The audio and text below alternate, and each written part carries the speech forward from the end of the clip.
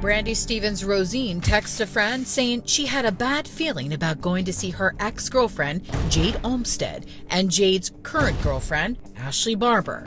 According to the girls, she never arrived. You know, in your heart, something is wrong. Yep. 5 days into her disappearance, Brandy's car was found at Ashley and Jade's. The car was sanitized. It was cleaned inside and out, and it was hidden. Cops are desperate to talk to the girls. Problem is, now they're missing too. They're on the run, but not for long. An off-duty state trooper actually sees these two young females getting ready to get into a car and immediately knew these are the two women that our criminal investigators are looking for. And so at this point, do you think they were trying to leave town? Yes, they were escaping. They were trying to leave. The state police had been to their house 2 or 3 times. Brandy Stevens' mother had been at the home. I think they knew they were caught. Jade Olmsted and Ashley Barber are picked up and taken to the station. Pennsylvania State Trooper Eric Mallory would conduct their interviews. So you separate them. Correct. The questioning starts. That's correct. What are you figuring out from the jump? I started out interviewing Ms. Barber, and she wasn't being truthful with me.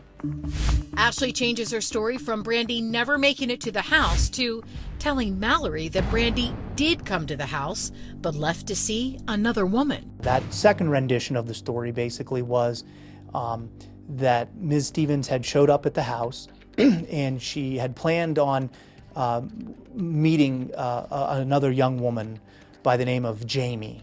She was being very clandestine about this, and she didn't want her parents to know or her grandparents to know. Ms. Barber had indicated to me that after Ms. Stevens arrived at the house, they played video games, and she said Ms. Stevens actually took a phone call. She went outside onto the front porch and had some sort of a conversation with somebody. And when she came in, she had looked like she had just won the lottery.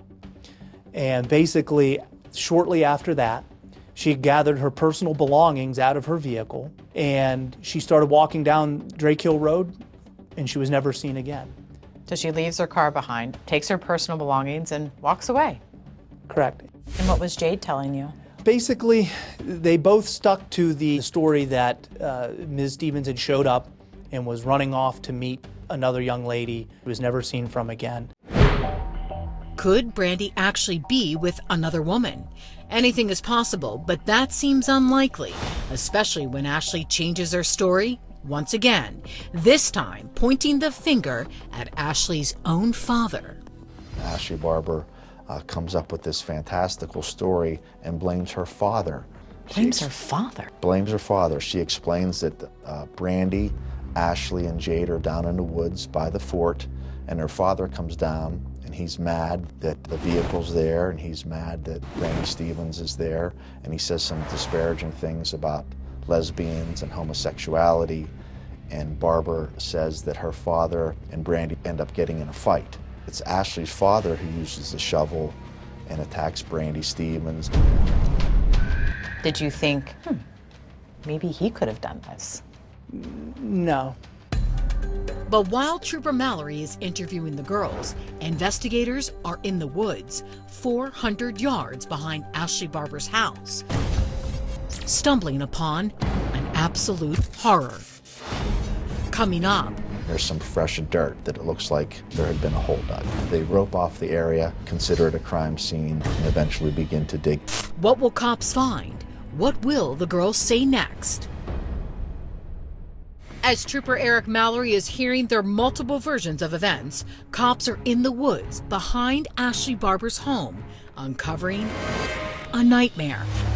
This is no longer a missing person case. It's a murder.